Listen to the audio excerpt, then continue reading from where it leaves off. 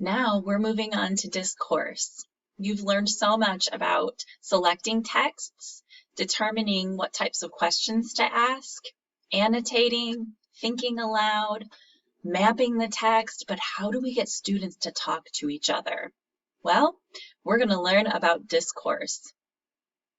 Discourse is also known as the language of the curriculum and academic talk. So you'll hear the discourse referred to as all three of those.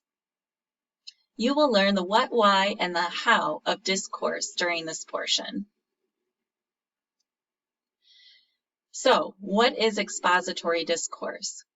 Also known as the language of the curriculum.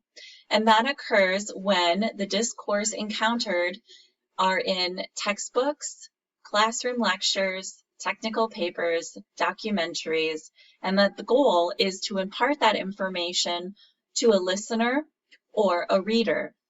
And we ask students to engage in this type of discourse as a listener and a reader, and then expect them to transition into a speaker or a writer regarding the information they just learned rather quickly.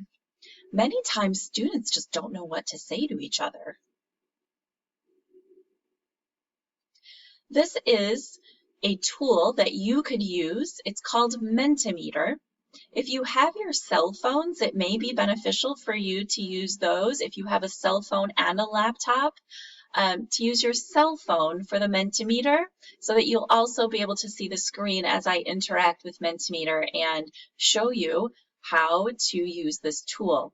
It can be used to help students increase discourse within the classroom.